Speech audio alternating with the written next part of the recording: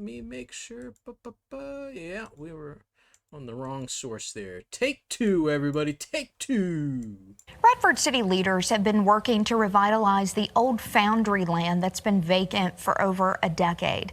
10 News reporter Thomas Mundy was there and has an update on the progress they've made since August.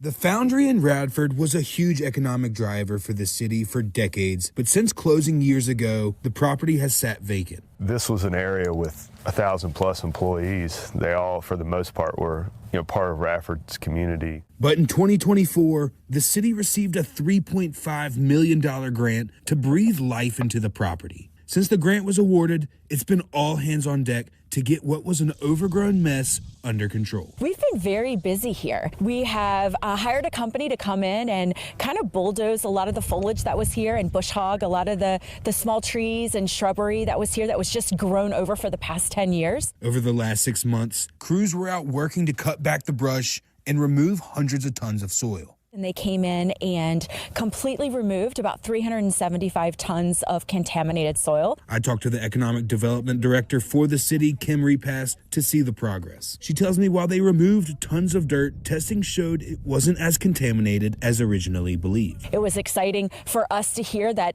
the soil wasn't really as bad as what I think people anticipated it was. And now that the contaminated soil has been removed, the next step is to remove all of this concrete. And that's about 250,000 square feet of concrete. Longtime resident of Radford, Abram Williams, says he's been helping with the property. He tells me seeing work get done to get this land back is exciting for everyone, and the amount of potential for this property is huge. A home run is, to me, anything, just a couple hundred jobs. Whatever comes in here can be the next part of Radford's economy. Repass tells me the plan is to get more crews out this spring to start with the removal of the concrete. In Radford, I'm Thomas Mundy, 10 News. Working for you.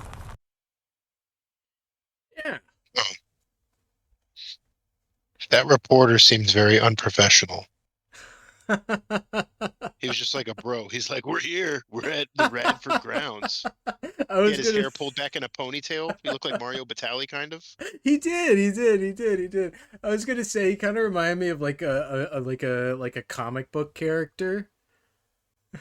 He just had like super bro energy. Oh yeah, dude. Like the way he talked was like he just ripped a fucking bizong before he like had it up right there, man. Like he was like, man, they're gonna dump like millions of dollars into it. The soil wasn't as contaminated as they thought.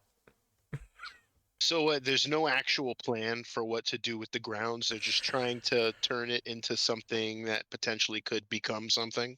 They gotta control the mess, man.